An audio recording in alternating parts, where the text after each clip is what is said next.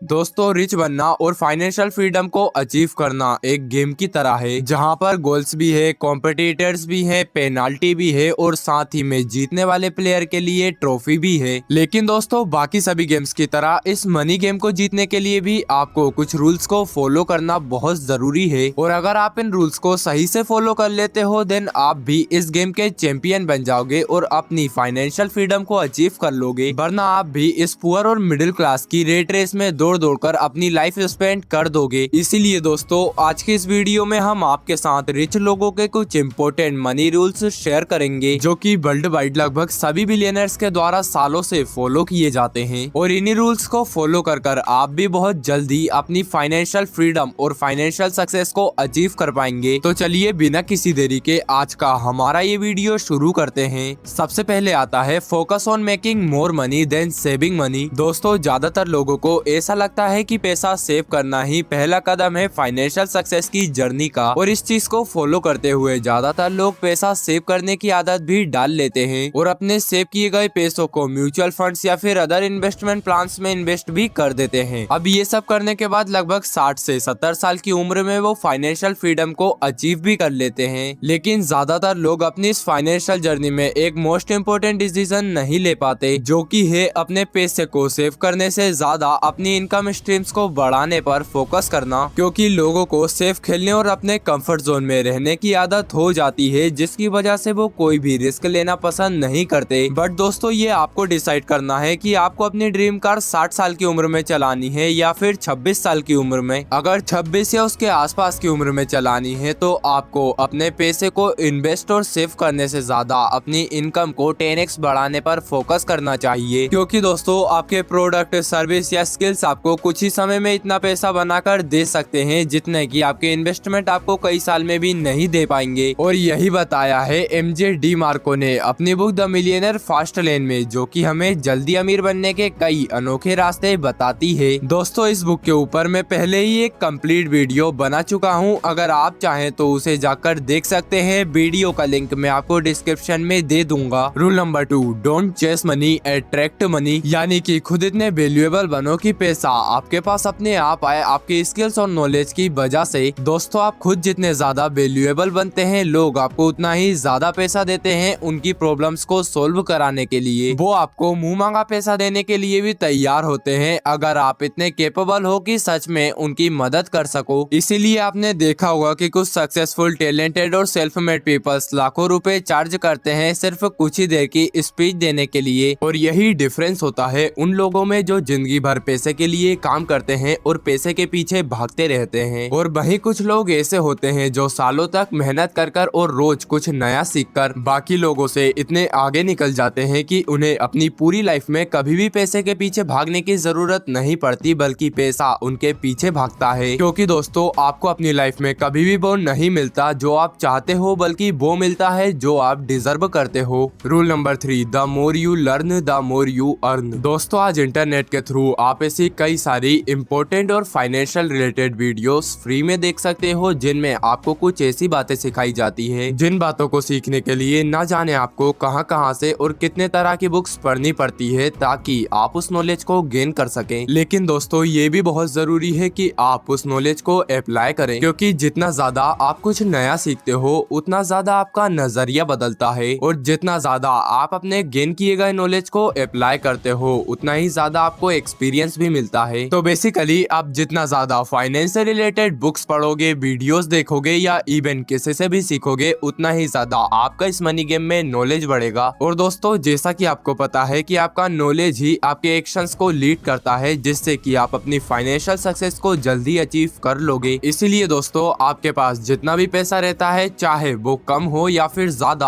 आप उन पैसों से जो फिजूल खर्च करते हैं उन्हें बंद कर आप अपने लिए फाइनेंशियल बुक्स खरीदिए, कोर्सेज खरीदिए, ताकि आप अपने नॉलेज को और भी ज्यादा एक्सपेंड कर सकें। Rule number 4, start as soon as you can. दोस्तों, ये बात बहुत ही हैरान करने वाली है कि आज के हमारे यंगस्टर्स हर रोज अपने दिन के 2 से 3 घंटे नेटफ्लिक्स देखने में, गेम्स खेलने में या फिर सोशल मीडिया पर बिता देते हैं। वहीं अगर कोई उनसे ये कहे कि तुम अपने सपनों को पूरा क्यों नहीं कर पा रहे हो और उन पर काम क्यों नहीं कर रहे हो, तो ऐसे में वो ये कहते हैं कि मेरे पास इतना टाइम ही नहीं रह पाता कि मैं अपने लिए भी टाइम निकाल पाऊँ और अपने सपनों को पूरा करने के लिए काम कर पाऊँ। जबकि जिस समय को वो अपने एंटरटेनमेंट के लिए बर्बाद कर रहे हैं, अगर उसी समय को वो अपने फ्यूचर के लिए इन्वेस्ट करते हैं तो ऐसे में उन्हें अपने गोल्स को अचीव करने से कोई भी नहीं रोक सकता। दोस्तों, अगर आप यहाँ तक इस वीडियो में बने हुए हैं तो इसका मतलब ये है कि आप सच में फाइनेंशियल सक्सेस को अचीव करना चाहते हैं, और ऐसा करने के लिए आज आपके पास जो प्रीशियस टाइम है उसे बर्बाद करने की गलती मत करिए, क्योंकि आपके पास जो टाइम है और आपकी जो एज है उसे अगर आप सही तरीके से इन्वेस्ट करते हो तो ये आपको आपके फाइनेंशियल गोल्स की तरफ तेजी से लेकर जा सकते हैं। लेकिन उसके लिए आपको अपने सपने और गोल्स को फॉलो करना होगा, साथ ही में बगैर समय देखे दिन रात उनके लिए काम भी करना होगा। इसीलिए दोस्तों, जितना जल्दी हो सके उतना जल्दी आपको अपनी इस फाइनेंशियल सक्सेस की जर्नी की शुरुआत करनी होगी। अब रूल नंबर 5 है ट्रैक योर मनी। दोस्तों, इस बात से बिल्कुल भी फर्क नहीं पड़ता कि अभी आप एक स्टूडेंट हो, जॉब वर्किंग हो या फिर बिजनेसमैन हो, आपको एक रूल हमेशा फॉलो करना है, वो है कि आपको अपने पैसे को हमेशा ट्रैक करना है। यानी कि आपको अपनी मनी की बजटिंग और स्पेंडिंग पर ध्यान देना है। मतलब आपके पास जितना भी पैसा रहता है उसमें से आपको इस चीज पर ध्यान देना है कि आप कितना पैसा खर्च कर सकते हो। साथ ही में आपको ये भी देखना है कि जो चीज आप खरीदने वाले हो वो आपके लिए एक नीड है या फिर वांट है। यानी कि जो चीज आप खरीदने वाले हो उससे आपकी लाइफ और भी इजी होगी, या फिर आप उसे सिर्फ देखने के लिए या फिर दिखाने के लिए चाहते हो। आपने जो भी मंथली बजट सेट किया है उस पर आपको टिके रहना है। यानी कि आपको अपने मंथली बजट से 1 रुपया भी ज्यादा खर्च नहीं होने देना है। साथ ही में आपके पास अपने हर एक पैसे का हिसाब ऑन पेपर या फिर किसी सॉफ्टवेयर में लिखा होना चाहिए। बस दोस्तों, आज की इस वीडियो में इतना ही। आशा है कि ये वीडियो आप लोगों को पसंद आई होगी, और अगर ये वीडियो आप लोगों को अच्छी लगी हो देन प्लीज इस वीडियो को लाइक एंड हमारे इस चैनल को सब्सक्राइब कर दीजिए।